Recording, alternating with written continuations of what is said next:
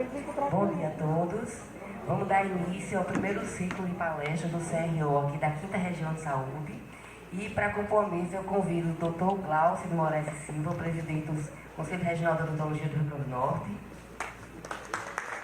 Doutora Santa Maria Gomes Rodrigues, representando a secretária municipal de saúde de Santa Cruz, Milena Ferreira. Dr. Marco Aurélio de Oliveira, do Grupo Auxiliar de Saúde Bucal da CESAP.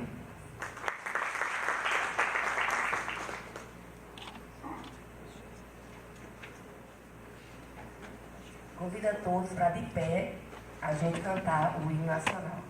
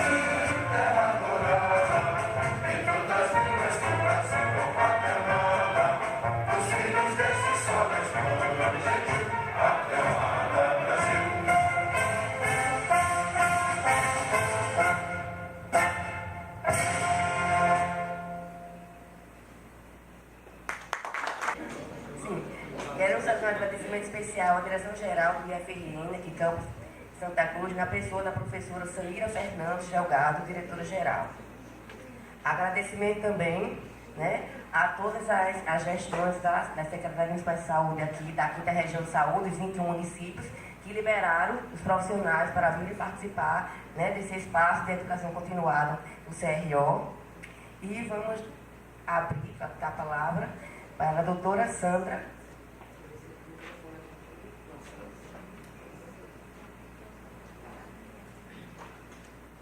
Doutora Sandra, que está representando a Secretaria Municipal de Saúde de Santa Cruz, doutora Milena. Bom dia a todos. Em nome da Secretária Municipal de Saúde de Santa Cruz, Milena Ferreira, eu dou as boas-vindas a todos, agradecendo desde já ao IFRN pela abertura do espaço e a iniciativa do Conselho Regional de Odontologia de proporcionar esse momento de troca de experiências e educação continuada, acolhendo profissionais, técnicos e todos aqueles que compõem a atenção básica dos municípios da 5ª região, e convocando a todos que engajem nessa luta constante pela odontologia e desde já agradecendo mais uma vez ao CRO por abrir esse espaço. Muito obrigada. E realmente reforçando que essa foi uma solicitação, né, da 5ª Região de Saúde, porque antigamente participava do ciclo em Natal, que era junto 1ª, 3ª, 5ª e 7ª Região de Saúde. E atendendo a solicitação de vocês da 5ª, esse é o primeiro ciclo de palestra que estamos fazendo aqui. Vamos agora facultar a palavra para o doutor Marco Aurélio. Bom dia, bom dia a todos e todas. Eu quero aproveitar o momento apenas para parabenizar o Conselho por mais essa iniciativa de promover esse encontro aqui e dizer que eu me sinto muito gratificado de ter sido convidado e para falar um pouco sobre a questão do SUS, aspectos assim, as novas perspectivas, e é isso que nós vamos conversar. Eu vou apenas agradecer a presença de todos e parabenizar o Conselho e agradecer o IF pela disponibilidade de local. Obrigado.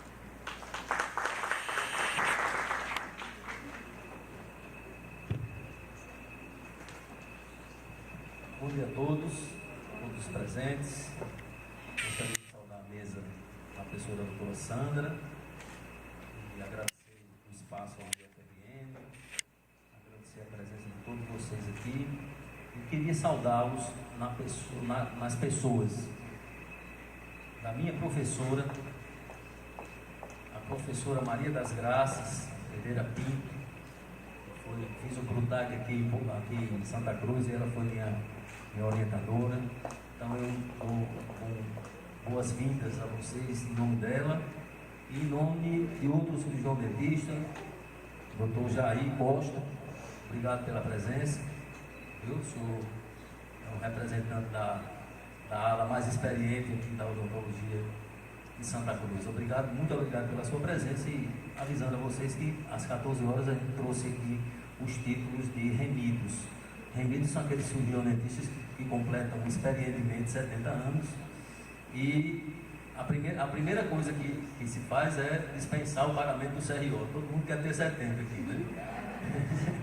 Mas eu queria que ninguém faltasse para a gente prestar essa homenagem a essas pessoas que trouxeram essa odontologia no patamar que ela está. A nossa odontologia ela é respeitada ainda, eu digo ainda e vou dizer por que ainda, é respeitada no mundo inteiro. Nós temos uma excelente tecnologia, excelentes escolas de formação, temos uma graduação muito boa, tecnologicamente somos de ponta, temos um déficit com a população brasileira, e isso temos, porque essa tecnologia ainda não chegou aos mais pobres, e eles representam aí quase 70% da população. Teria que chegar através do SUS, mas infelizmente ainda não está chegando como deveria, apesar de termos um avanço em relação à maneira de cuidar, tratar e recuperar as pessoas do SUS de 15 anos atrás para cá. A gente teve esse avanço. O SUS é o grande empregador, inicialmente, do cirurgião dentista. Nós temos lá no CRO, hoje inscritos, 3.919 até ontem. Eu digo até ontem também, vou explicar porque eu digo sempre até ontem. E desses de ASPs, DSPs, técnicos de prótese, a gente tem aí só para 70%. As pessoas que prestam serviço direto ao SUS. Primeiro emprego é o SUS, né? Então, aí a importância desse sistema único também para a categoria, como empregador. Sabemos, isso somos sabedores dos dois grandes problemas do cirurgião dentista no SUS, que é a falta de estabilidade, falta de concurso público e a precarização do serviço, sobretudo o salário. Isso é uma luta, nós não somos sindicato, o conselho é de inscrição, mas apoiamos todas as iniciativas do sindicato. Nós não podemos assinar papel fazendo uma reivindicação salarial, isso a gente não pode, porque o conselho é tão amarrado, entre outras coisas, a gente não pode fazer isso, que também é função do sindicato. Mas nós apoiamos todas as ações do SOERN nesse sentido. Temos tido algumas vitórias, mas os passos para frente eles são devagar demais, e para isso precisamos que a categoria ande junto. Né? Eu espero esse momento, infelizmente começou atrasado, porque eu teria muito mais coisa para falar. Eu não gosto muito de participar dos grupos do WhatsApp, porque às vezes a gente diz uma palavra ou diz uma frase, é mal interpretada, e às vezes tem umas pessoas que estão extremamente revoltadas e não têm conhecimento das angústias que a gente passa enquanto presidente do conselho, de que a gente não ganha nada. Né? A gente tem uma indenização por diária se viajar, paga a diária para você pagar seu hotel, se alimentar, etc. E só isso. Quem participa do conselho não tem salário. Né?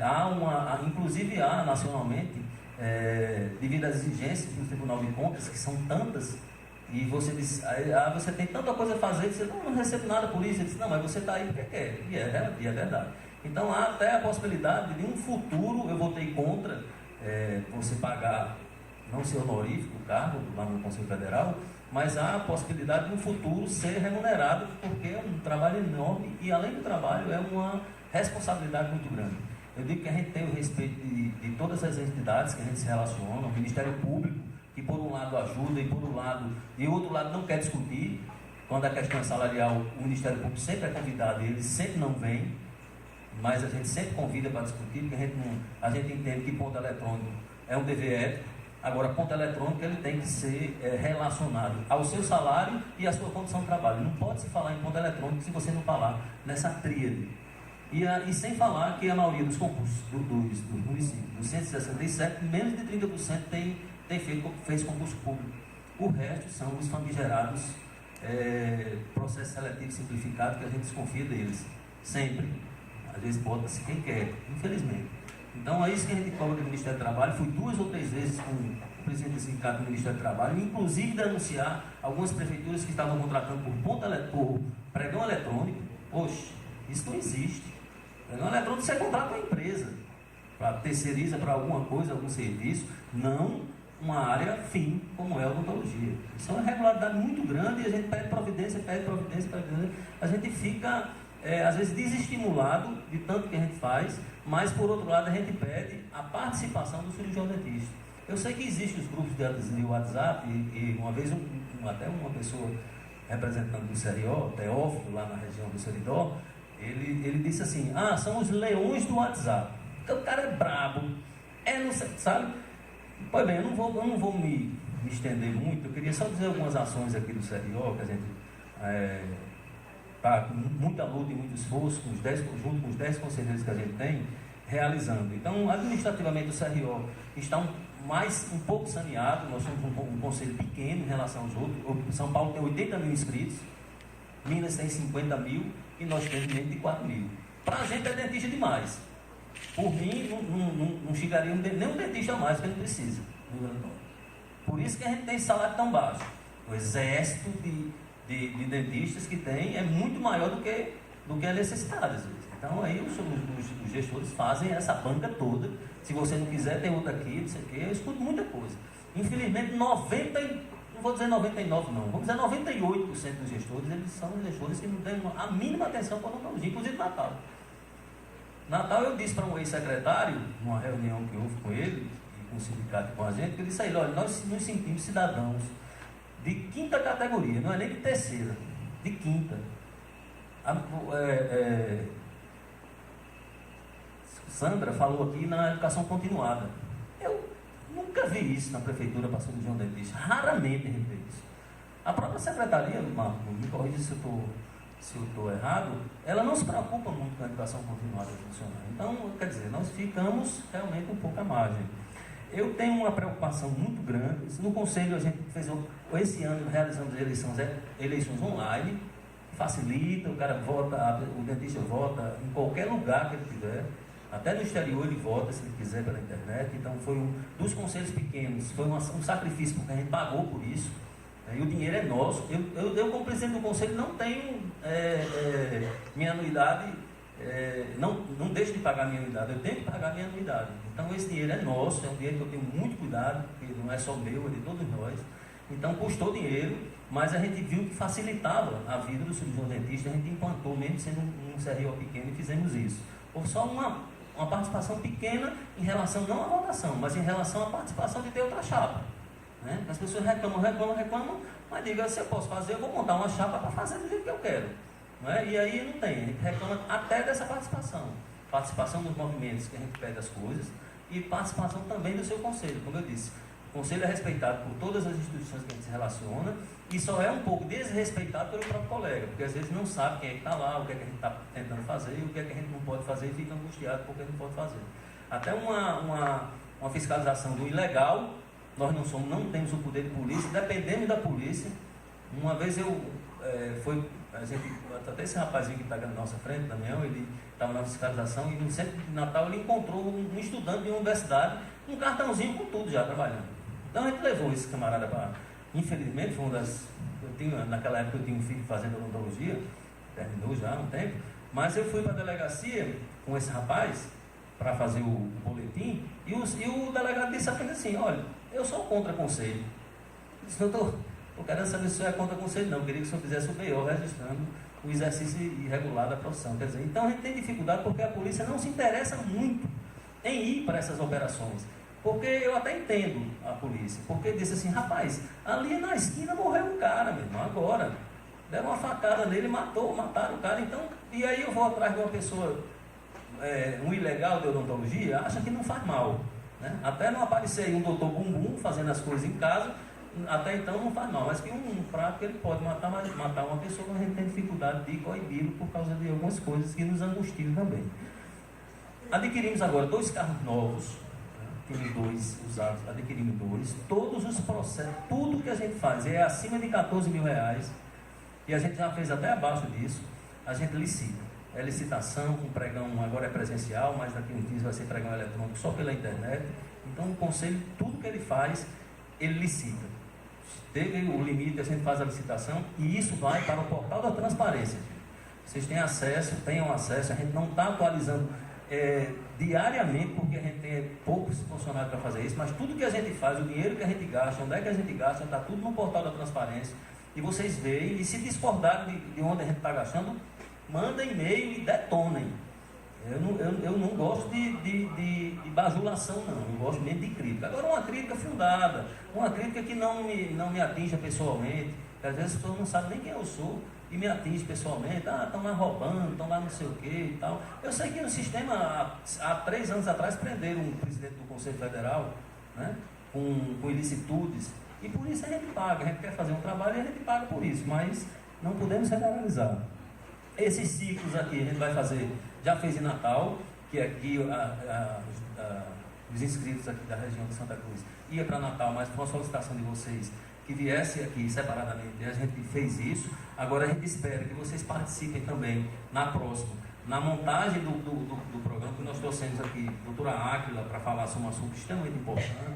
Ela é conhecida nacionalmente, internacionalmente, e é da nossa comissão lá de PNE, de pacientes de necessidades especiais do Conselho. Eu tenho muito orgulho da participação dela. Passou em primeiro lugar agora no concurso da Prefeitura de Natal, e tem muita coisa a dizer a vocês. A gente trouxe achando que é importante isso. Então nós julgamos importante. E vamos trazer Souza Junto, que também é um professor da UNP, participa da comissão de fiscalização e é ligado à cirurgia, trouxemos ele para a tarde também. Mas os próximos, vocês é que vão dizer quais são os temas que vocês querem mais. E aí a gente vai procurar pessoas para trazer justamente o que vocês querem mais. Tá certo? Lá no CRO a gente tem comissões, comissão de políticas públicas, de uso racional de medicamentos. Nós temos a comissão agora recém-criada do CRO Jovem, para tentarmos nos aproximar, não só dos dentistas jovens, saber como é que eles se comunicam, mas também com os alunos ainda. Eles vão fazer um trabalho dentro das universidades, dizendo o que é que o CRO faz, quais são os limites, etc, etc. Então, temos algumas deficiências, como a comunicação, vamos criar ainda mídia social como o Instagram, que os mais jovens só se comunicam pelo Instagram e etc. Então, a gente tem muitas coisas a melhorar, mas fazemos algumas coisas também. A minha preocupação em relação ao SUS advém desde 2016 com a proposição da PEC 95, que é a PEC da morte. É a PEC que reduz ou congela por 20 anos os recursos da saúde e da educação. Gente, isso é muito grave. O SUS já é subfinanciado. Para a proposta de universalidade que se tem no mundo, como se tem o inglês, o sistema de saúde inglês, que é referência, é o sistema de saúde da Espanha, do Canadá, da França, de outros países da Europa. Nós somos o país que damos mais do que eles, oferecemos, mas temos a possibilidade de oferecer odontologia, que nenhum deles oferece. E são mundialmente conhecidos, mas a odontologia é oferecida apenas no SUS no Brasil. E o SUS, per capita no Brasil, nós gastamos $400 por pessoa ano. A Argentina, que é vizinha que a gente, está quebrada e que não tem a proposta de universalidade que a gente tem, gasta 600. Então já somos subfinanciados e essa medida da PEC que foi aprovada reduz esses recursos por 20 anos, desconsiderando que as pessoas envelhecem, a pirâmide etária ela está invertendo, nós no brasileiro já são 14% do número de idosos, e aí era 7% em 2014, agora em 2018 são 14%, e daqui a 20 anos. Né? E esses idosos gastam mais.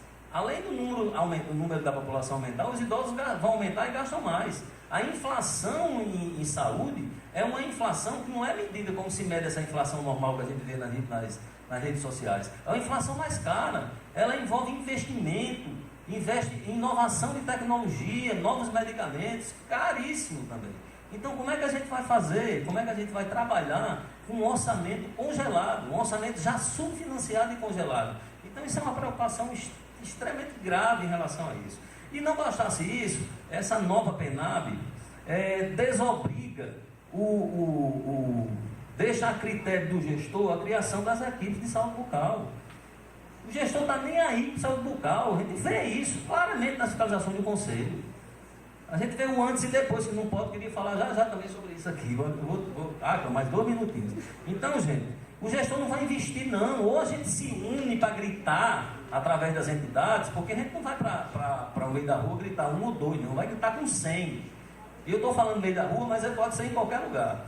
Então, ou a gente se aproxima para lutar contra isso, para ver como é que a gente vai fazer para não perder o que a gente ganhou até agora, inclusive a criação das equipes de saúde bucal, é uma coisa seríssima em relação a isso.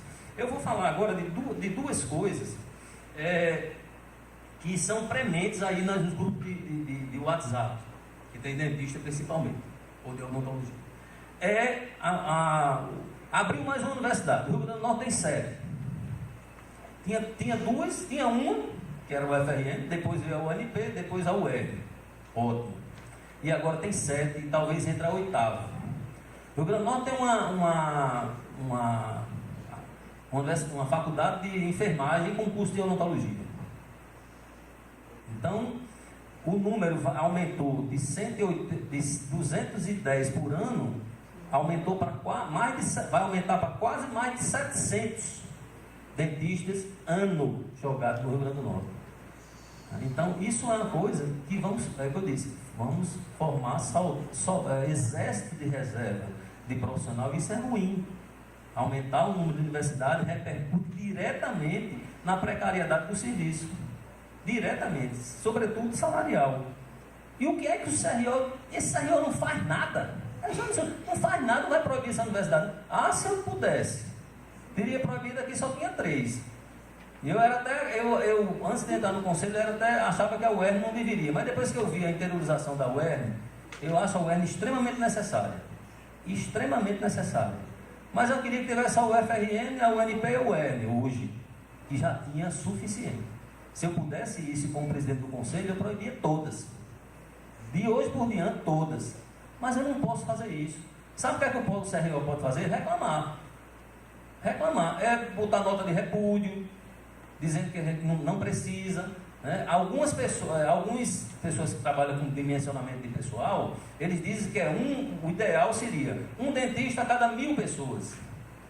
E nós temos aí 3.919 dentistas e temos uma população de 3 milhões.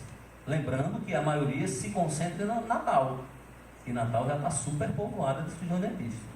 Inclusive, o Ministério da Saúde, quando reorganizou a atenção básica pela estratégia, o Ministério organizou a atenção básica pela estratégia, ele calculou em um dentista para 4.000 pessoas.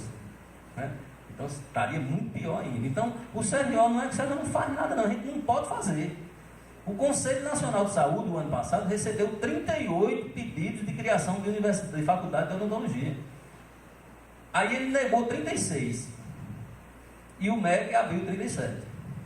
Então é uma coisa que depende, sabe de quem também? De nós. Porque nós votamos naqueles que nos representam lá. E os caras votam a favor de tudo que for contra, que não for a favor dele mesmo, dele próprio. Então a gente tem que tomar cuidado com quem a gente vota.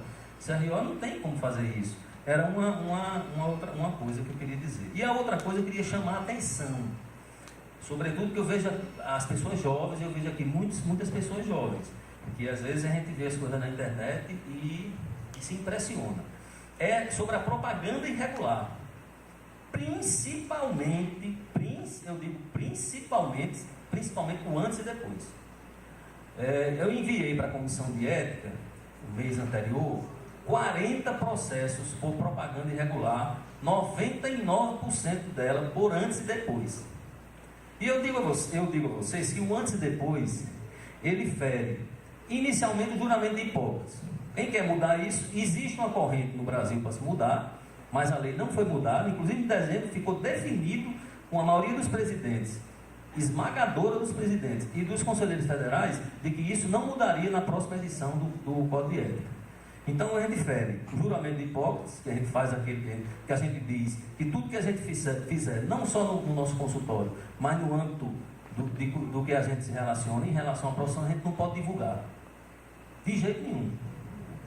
Fere a Lei 5081, que proíbe a divulgação de imagens para fins de obter pacientes e vantagens.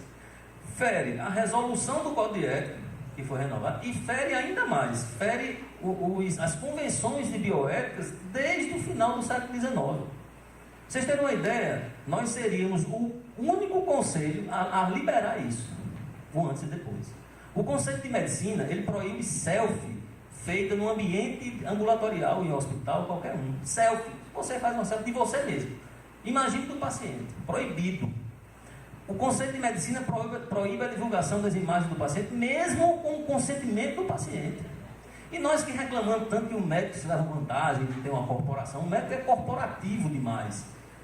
Mas não somos muito diferentes dele, não. Então, tudo que é do médico, a gente vamos copiar. E isso a gente não quer copiar, a gente quer publicar. Qual é a vantagem de se publicar?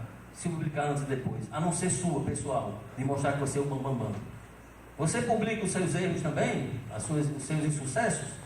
Ele tem um artigo que eu queria que vocês vissem aí de Volney Garrafa, de 2013, que ele faz um apanhado de publicações nos áudios, nos Facebooks aí do médico e do dentista, e ele vê assim, coisas horríveis de ridicularização do paciente. Uma foto em que o cara mostra lá um sorriso perfeito de uma lente de contato, e o amigo lá do Facebook dele comenta: mas esse bigode dele é tão horrível, vamos atear fogo nele. Você imagina aí como é que o paciente não se sente numa hora dessa, né? Uma imagem sugestiva num raio-x feita por um médico, não foi só dentista, foi médico também, mas mais dentista. Lá o cara esqueceu de tirar lá o terço e apareceu lá na imagem, sugerindo que era até cocaína. Eu já vi isso, mas isso era cocaína. Então, gente, a gente tem que pensar qual é a dimensão dessa exposição para o paciente. Não é que... Aí tem outra lá, aí uma imagem linda, maravilhosa. E aí um paciente desse dentista comenta lá embaixo: doutor, por que o senhor não deixou o meu desse jeito? Nós não somos Deus. Não adianta a gente prometer. E hoje, com o artifício de alguns aplicativos, você corrige, você mostra ao paciente, você pode mostrar o que quiser nele dentro do consultório.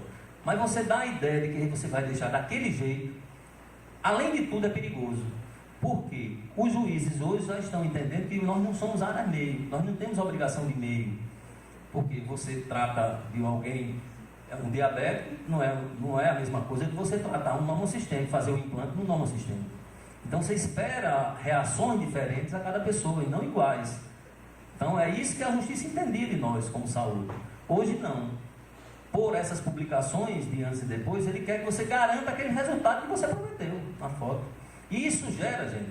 A comissão de ética, como diria um velho professor amigo meu, dizia, a comissão de ética é um milkshake.